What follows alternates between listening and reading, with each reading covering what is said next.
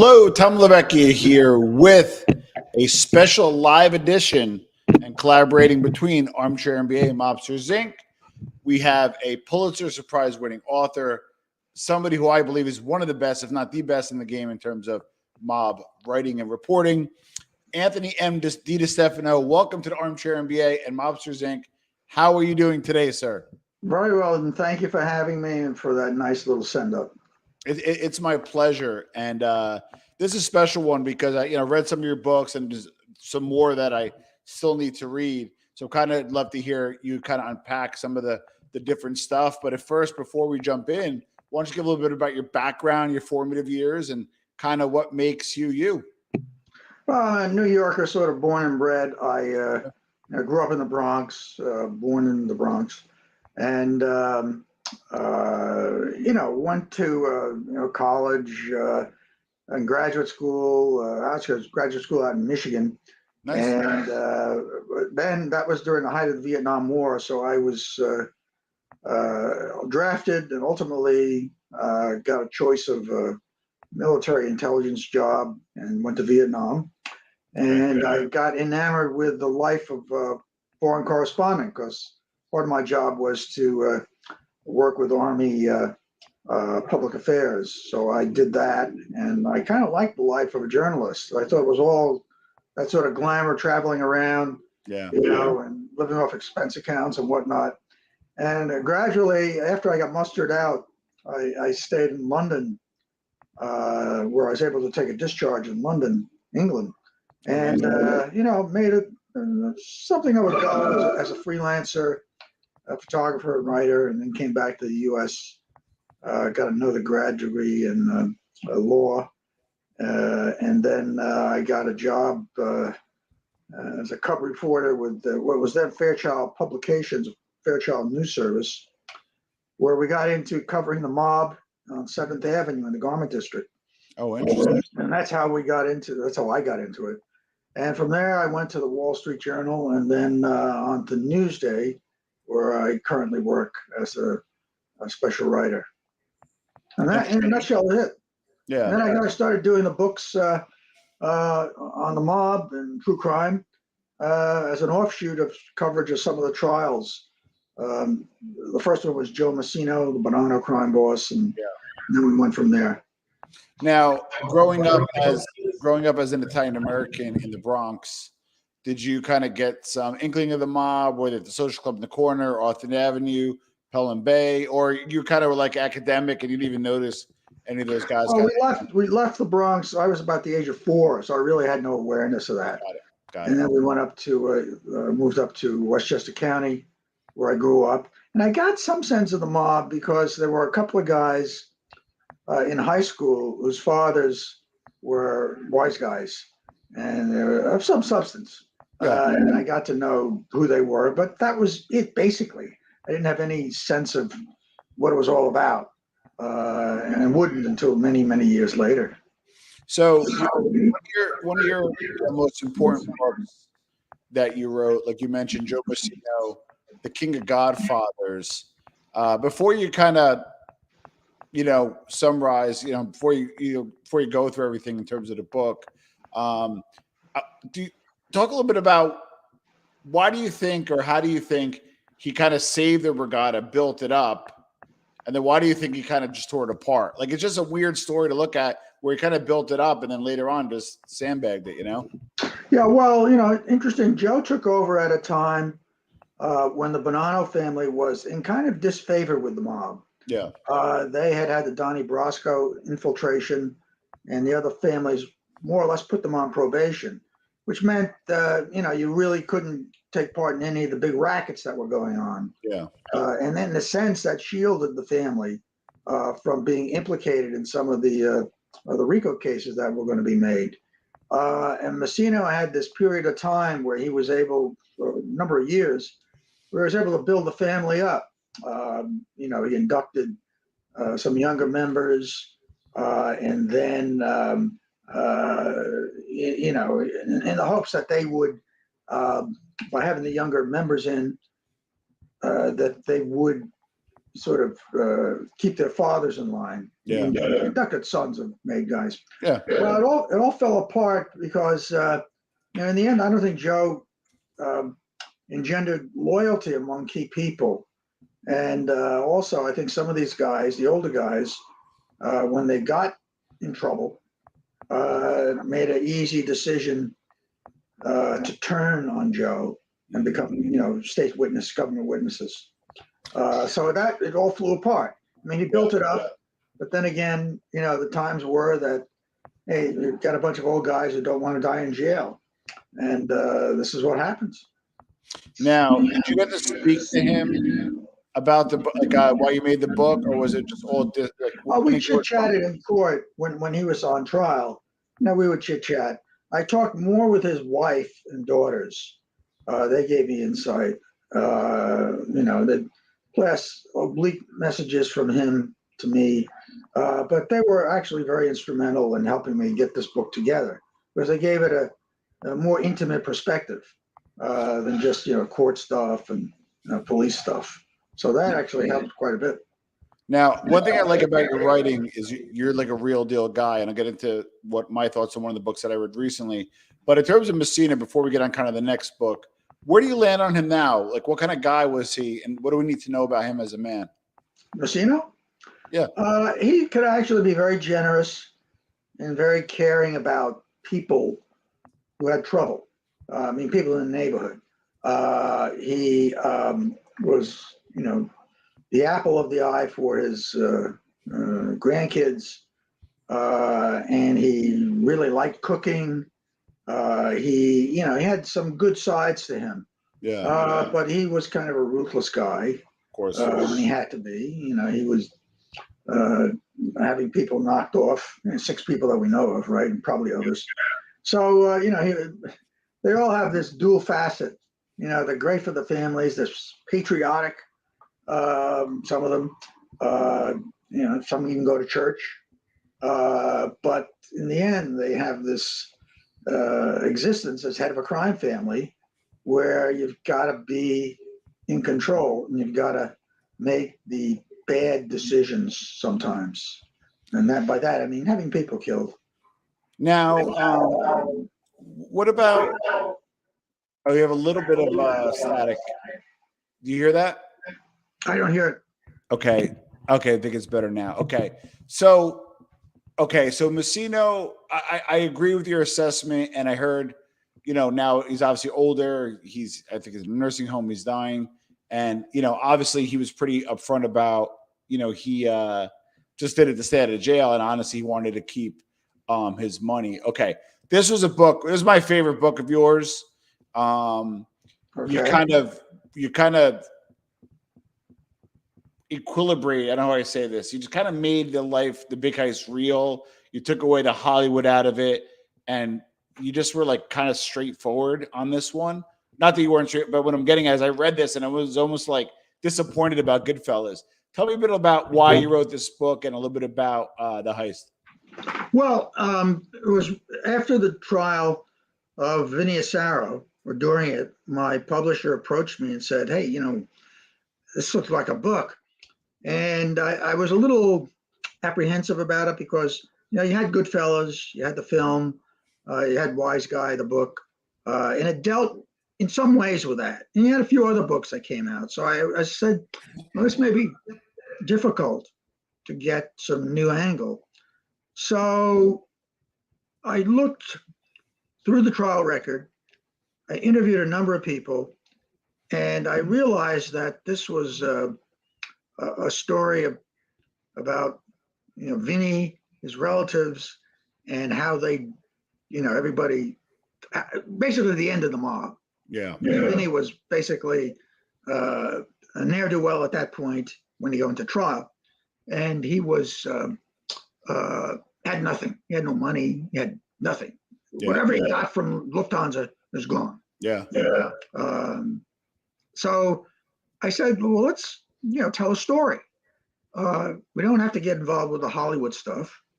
There are other people involved in this case. Correct. There's a science that went into making this case. We have to talk about that. And also, there's a backdrop of mob history. Yeah.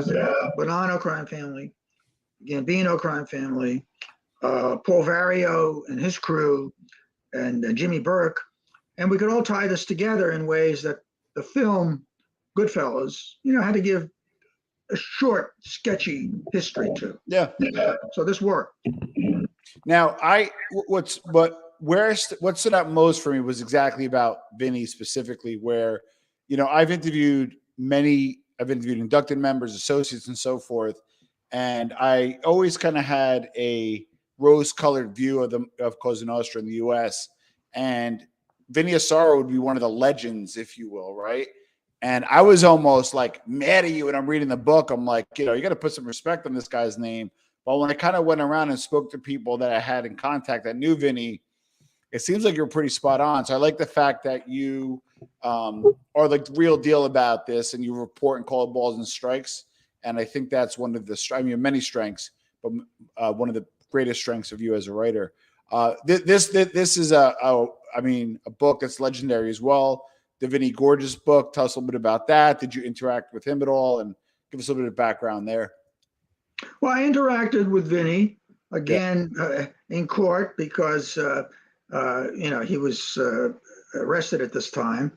But I also got I wouldn't say close, but I had a good relationship with his wife, now I guess his ex-wife, and his sons.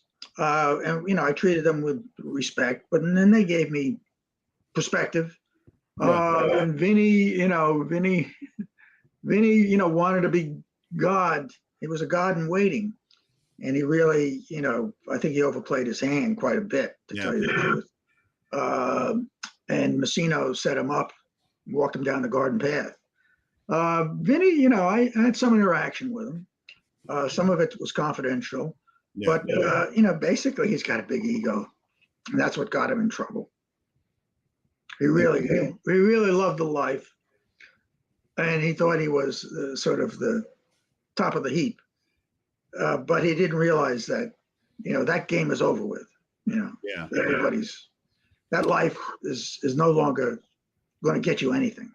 Why do you think that guys like us, reasonable people, observers, we could have looked at Massino, we could have looked at Basciano, etc., know this life was kind of over and not get involved or go legit or quit while you're ahead?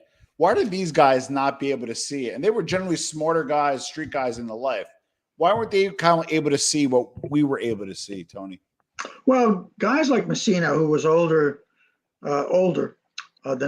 older than Basciano, I think that's really what he knew. That's how he made his fortune. That's what he wasn't going to get out of it. Unless he just put it aside. He was a kid from the Depression, Massino. He had squirreled away, I don't know how many millions of dollars in his house.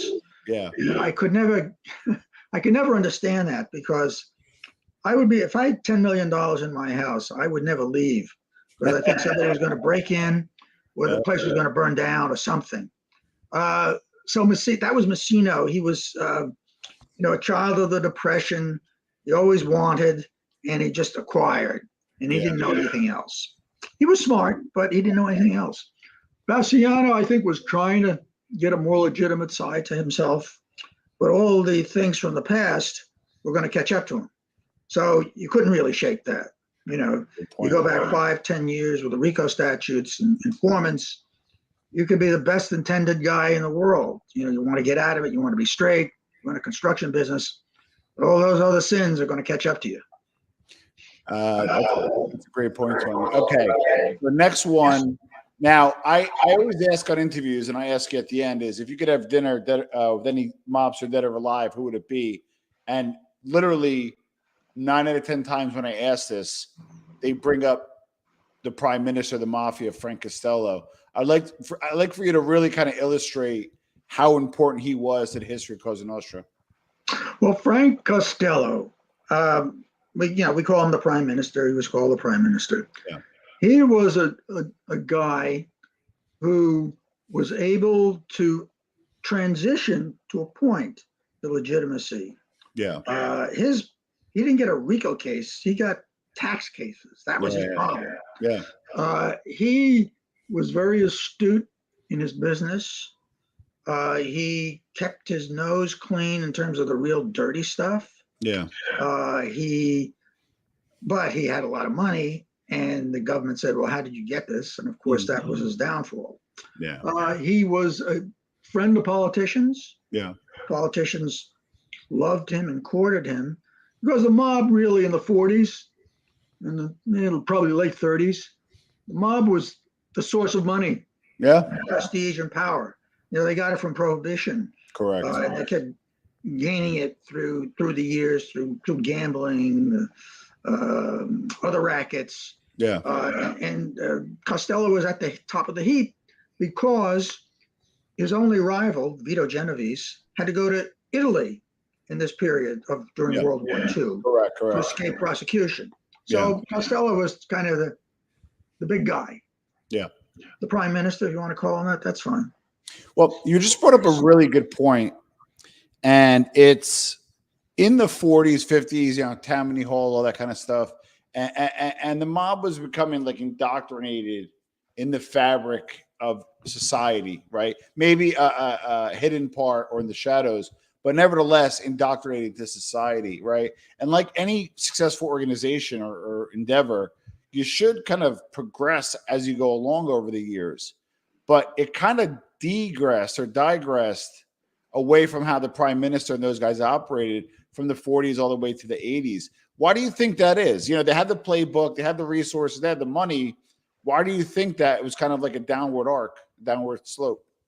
Well, politics and the society changed.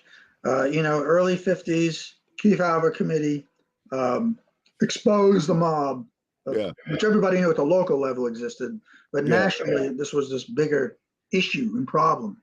So that put the mob on the defensive, and it was getting the wrong kind of attention. Of course, people like Costello, who thought he had nothing to fear from testifying to Kefauver, really did a terrible job. He came off very badly. He came off as like, you're guilty of something. We don't know what it is.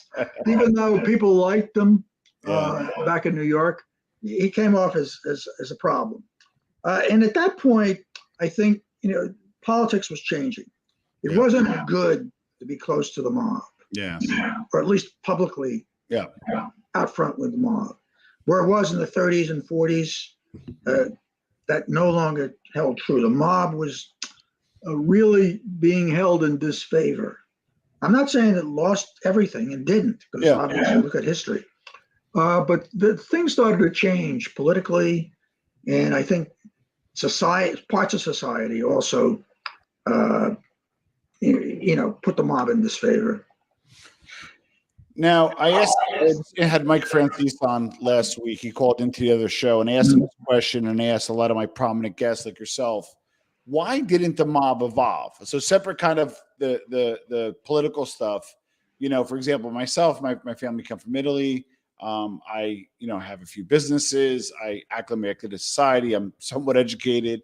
And I'm resourceful, right? So I did well on my own, and I'm self-made, right?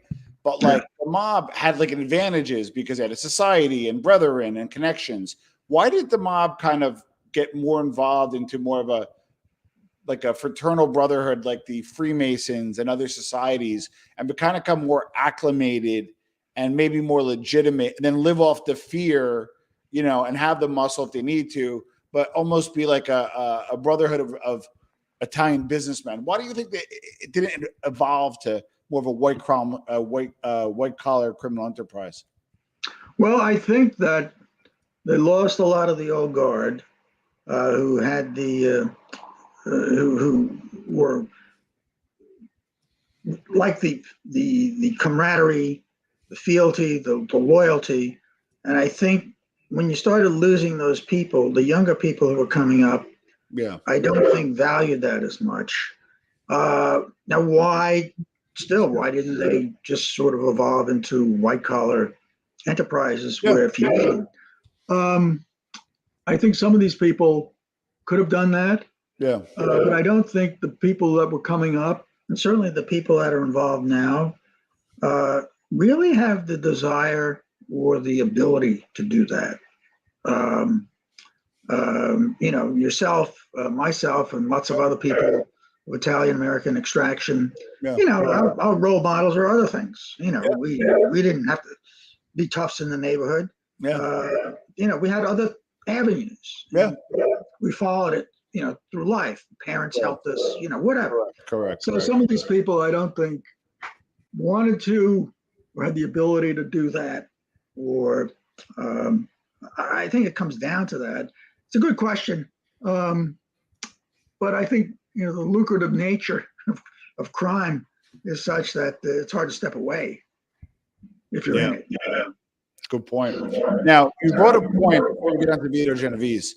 You brought a point that they kind of had the prohibition money, and that money bought them influence and bought them power.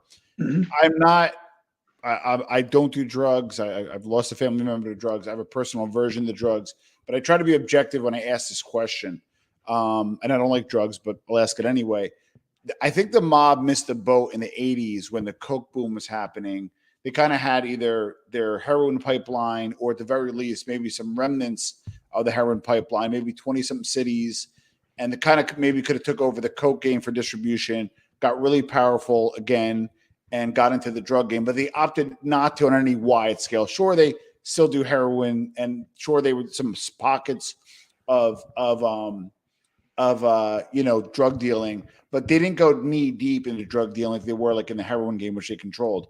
Do you think that was a mistake on their part to not get into the drug game, or were they smart for doing so?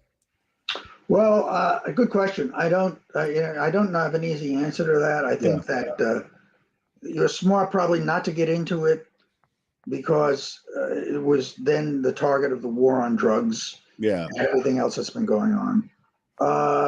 From a business point of view, they probably missed the boat. Yeah.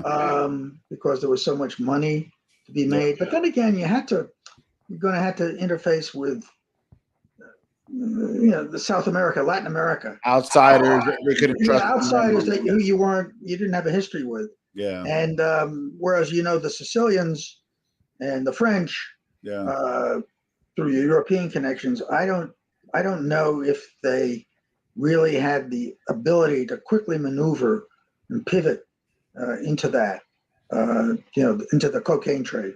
Got it. And I guess by extension, the crack trade, but that was more of an urban phenomenon. Yeah, good point. Now, Vito Genovese, was, I almost feel like, okay, so we talk about Costello, you talk about Luciano, Vito Genovese, although I think he lost his chess match at the end and that hurt his legacy, was probably one of the most powerful mafioso of all time on both sides of the pond. That's just my humble opinion. Obviously, at the end, he fell off. But give us some of the things that, our viewers can learn about Vito Genovese when they read your book. Obviously, we'll give links to all the different books. But what can we learn about Vito? And I'd like to hear a little bit about the time in Italy when he worked for El Duce. Well, Vito Genovese, he came up at the same time as Costello in New York. They were both immigrants from Italian families. They really were in the same orbit with Luciano. And really, at some point, Luciano, I think, looked at both of them as capable people. And in fact, I think Vito was probably had the edge because he was a tougher guy. Yeah. Vito had no compunction about, shooting people, killing people. Correct. But Vito got into trouble with a homicide case in Brooklyn, and he had to leave because he was indicted. So he left and went to Italy. Mm. And in Italy, and he took a lot of money with him, by the way. Yeah. He became in tight with the fascist organization. Which I don't get. But anyway, keep going. Well, yeah, I don't understand either. I think he realized, Vito did, that you've got to, be with the person in power. You've got to be with them. Correct. There's an image I have in the book. I took it from the Catch-22 novel, Nice. where there's old Italian man in a brothel. Yeah. And when I saw the film, I was so struck by that scene where the Italian man, he's about 107 years old or something like that in the book. And the American youth say, well, you're such an opportunist. You know, you're with the fascists, with the Nazis, you're with the Americans. Don't you have any principles? Yeah. And the guy says, well, you know, I am basically whoever is in power, I'm with. And, you know, and I'm 107 years old. And how old are you going to be at your next birthday? So this was Vito's way, I think, Yeah. of ingratiating himself with whoever had the power. Yeah. He was also tight with the Nazis. Yeah. That's And, also and then when the Italians, Mussolini was pushed out, and the Germans were. He got in with the Americans. He got in with the Americans. He became a translator for the American Armed Forces government. So he knew how to play this, but he could do his own rackets at the same time. He thought he was invincible. He was doing his black market stuff. Yeah. And that's ultimately led to his downfall in Italy because he did an investigation and they got him. They got him on that. And then they found out he had this case in New York, a murder case. So they sent him back and they had to face the music. Successfully, I might add. Yeah.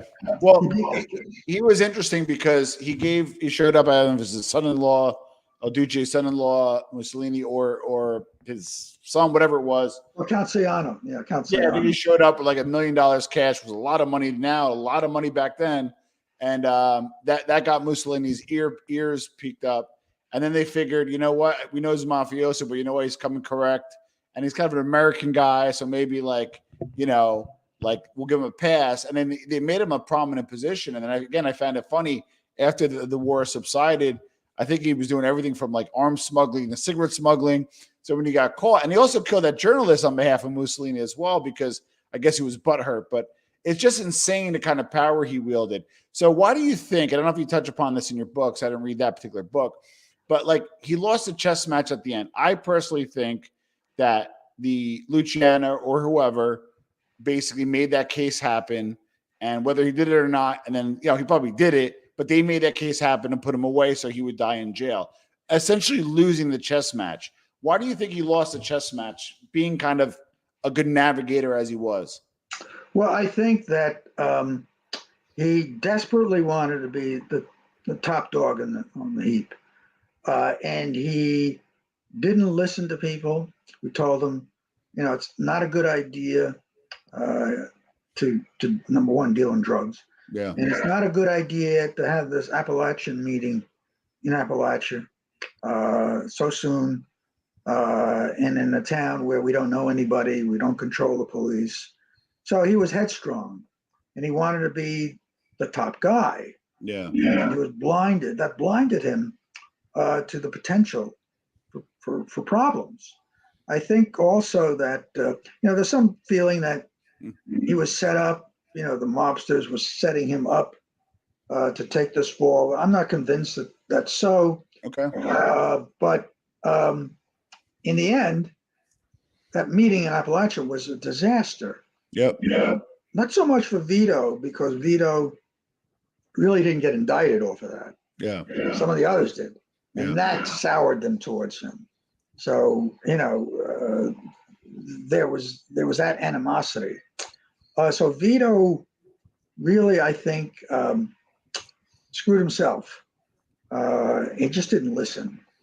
He was so head-bent and hell-bent on being the top that he did stupid things.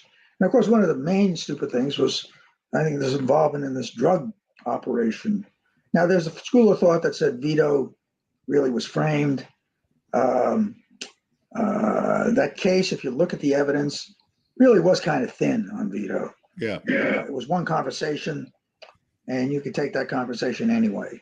Yeah. But in the end, they found that he was part of the conspiracy, and that was the end of that. Now, what do you think about the reason for the Appalachian meeting was? What do you think was on the agenda? I'm going to give you my little kind of conspiracy theory, but what do you think? What was the main reason for that meeting, in your opinion? Well, I think there are a few reasons. Yeah. Vito wanted to be anointed as sort of the head boss Yeah. in New York.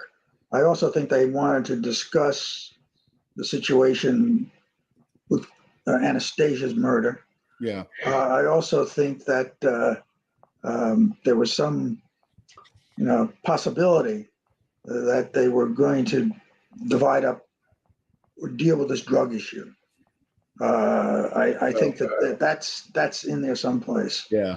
They had a pre-meeting out in New Jersey at the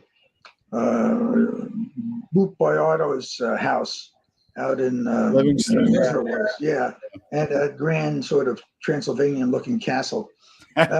He and they had a pre-meeting, and this is where they tried to, I think, talk about not doing Appalachia. Oh But wow. in the end, it didn't work out that way. Yeah. And I think they sort of set the agenda at that meeting. Interesting. Well, it might have been a fly on the wall, Yeah, I was gonna say. Well, the Genovese, like, always not only were the strongest or even the strongest to this day, but the strongest in the country. And you're one of the few people that we align, at least on part of the agenda, where I believe there was a meeting in 1957 in Sicily between Luciano, I think Genovese might have been there, Tommaso Buscetta from the other side. Oh, right. That was the in Sicily at the The Grand Hotel. meeting. Yeah. And I think it was, hey, Joe Bonanno and the Sicilians were there and saying, and with the Sicilian Americans or Italian Americans saying, okay, great. You guys are going to give us, the heroin. You guys are going to refine it here, France and so forth. You guys are going to get it to us. We got 26 cities and we had it mapped out, right? I kind of alluded to that earlier. And I think Appalachian was going to be the cementing of that distribution network. Not to say we're not going to deal in drugs, but to say, okay, hey, San Jose, Cerrito family, you guys are going to get this. Lanza and San Fran, you guys are going to get that. And then we're going to kind of work out all the logistics of taking over. They kind of already control the heroin trade at that point, but I think they're going to formalize it based off that meeting in 57. I feel pretty strongly about that. I have it's all empiric evidence. You know what I mean? I'm like hard evidence. I mean, there's, you can make a convincing case, I think, that was so. Like I said, I wish we had a fly on a wall, you can put things together in sequence and think that one led to the other, but we don't really know. True. That's the problem. That's always the mystery in this stuff and the challenge in putting these stories together. Now, I've met different kind of authors. I have, or maybe academics.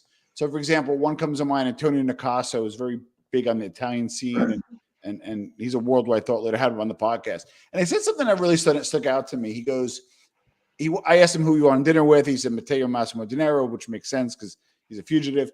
But also, I'm like, well, don't you like as part of your research and who you are? Because even me, as a podcast, I get like people always sending me message, some intel, that kind of stuff. I said, you don't get intel or you don't get debriefed or people don't reach out to you. He keeps it at arm distance, right? He just really likes to look at it from the pure academic sense to keep it arm distance. Where other people like to kind of get into the muck. Where do you land on that? Because you've been a successful writer, and I see both sides of it. Where did you kind of land in your career?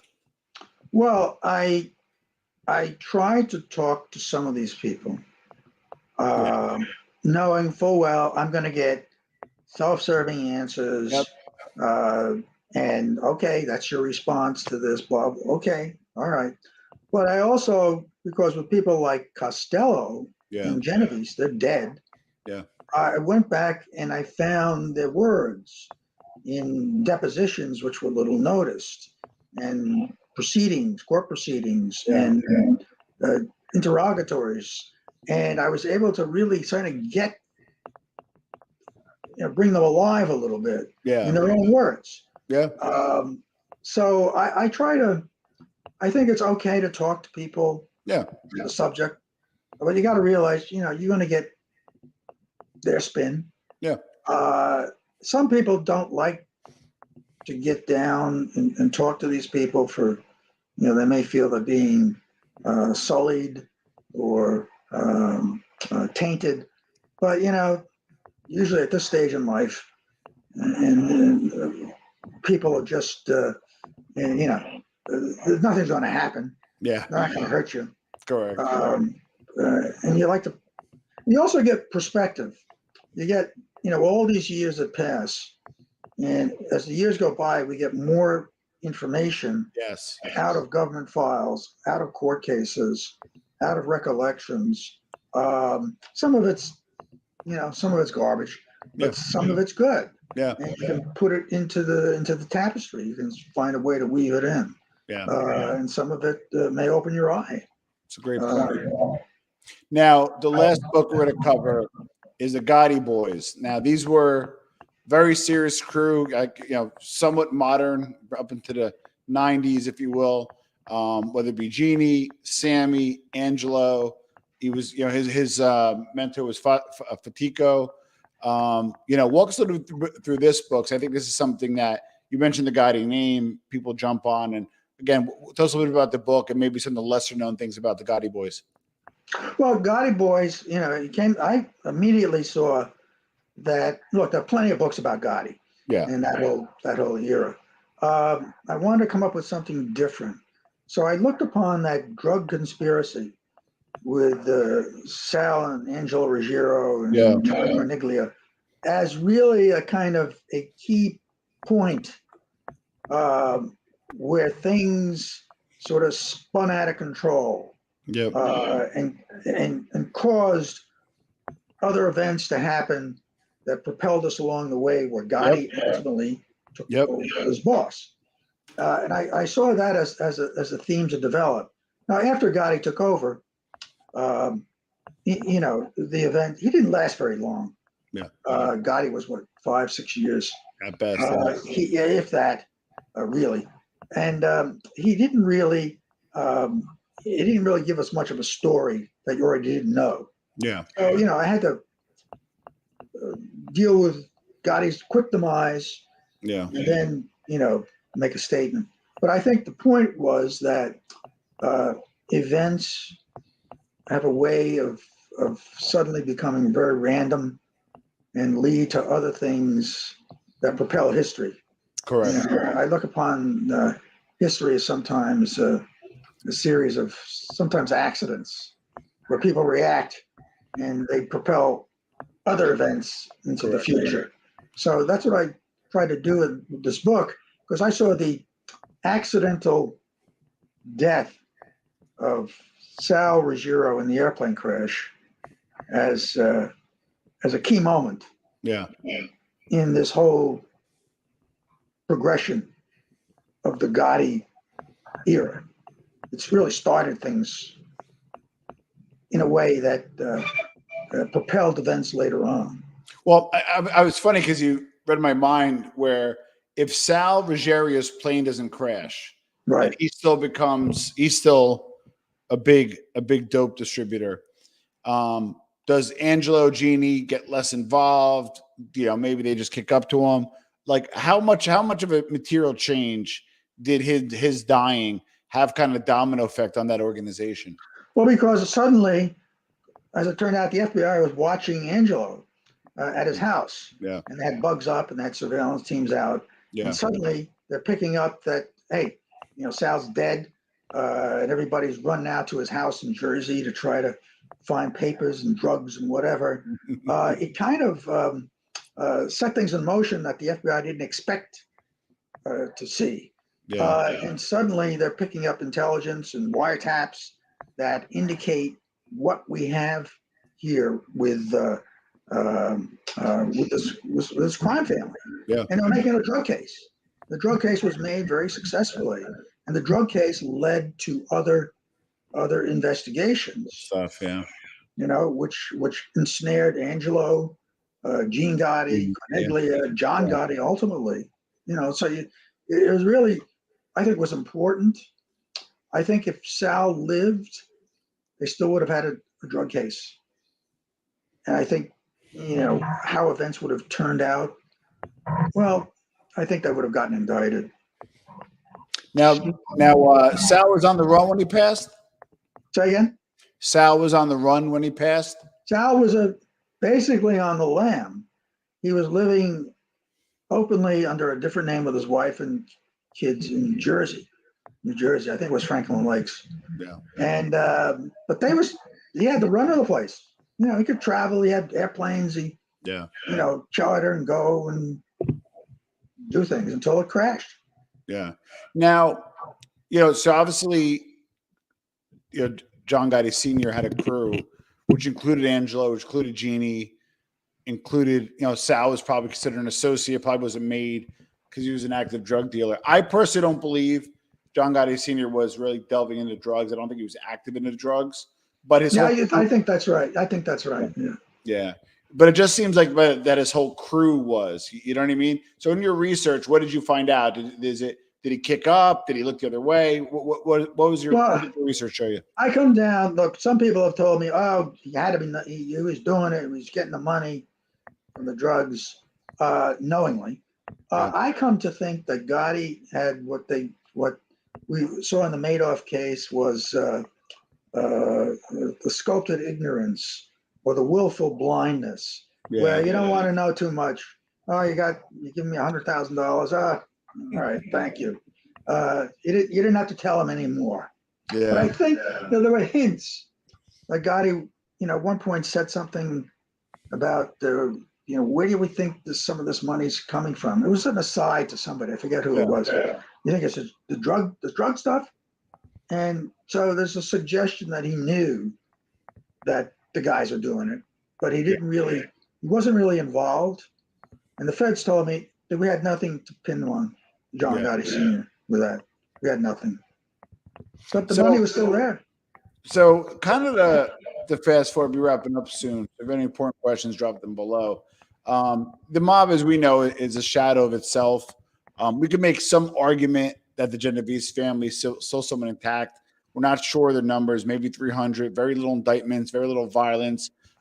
Respectfully, if I've ever read, researched, or met anybody that was associated with the Genovese, they were multimillionaires. Like they have done it correctly and like, or at least somewhat strong relative to the other families.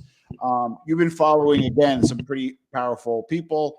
You slant on, you know, Costello and Genovese in some of your research.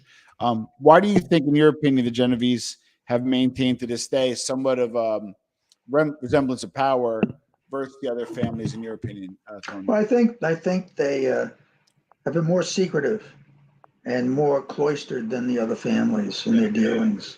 I think they're more careful with who they deal with. So there's less of a risk of infiltration.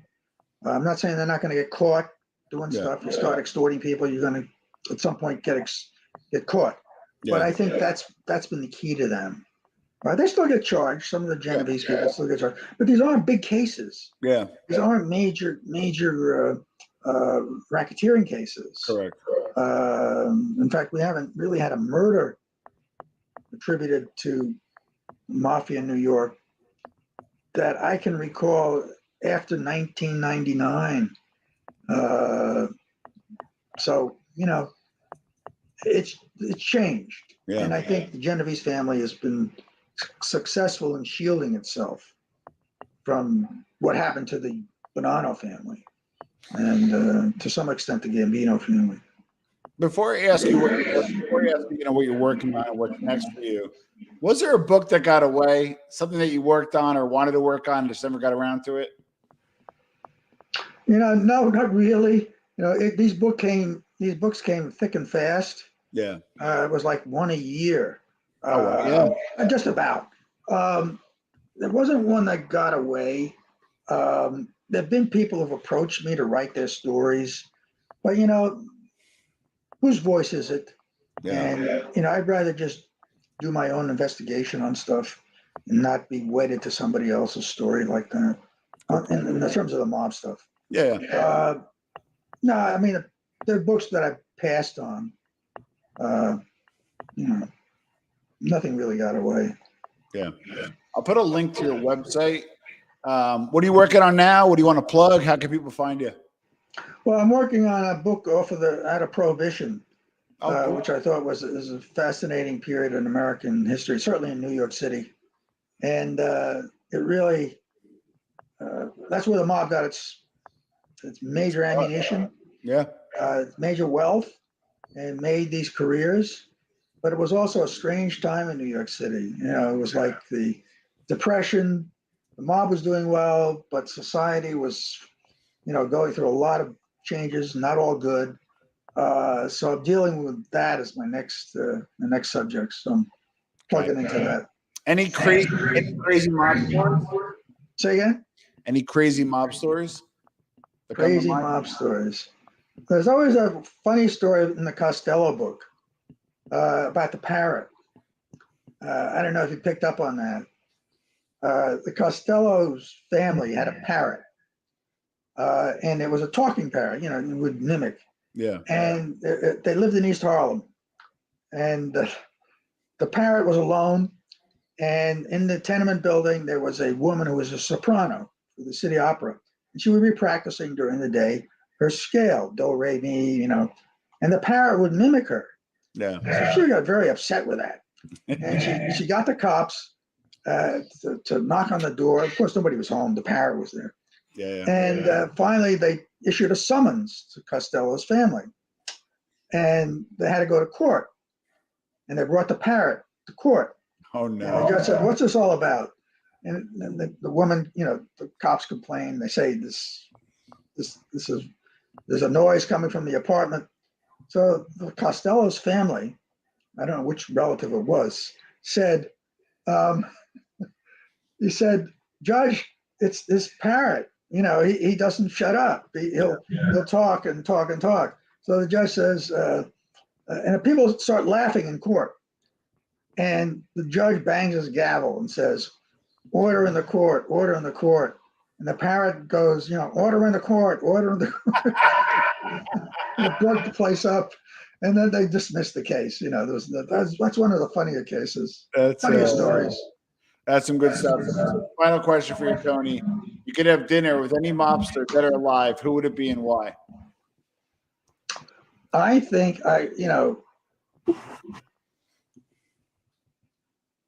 it's a toss-up between Genovese and Costello. Interesting.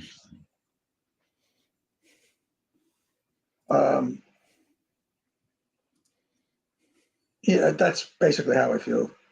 I like it. Well, listen, Tony, this kind of a last-minute thing. You came on. We'll probably have you back on soon, especially when this new book comes out. We wish you well in writing that, and we appreciate you being on the Armchair MBA Mobsters Inc. Okay, very good. Thank you for having me. My pleasure. Thanks, everybody. Have a good night, everybody. Good night.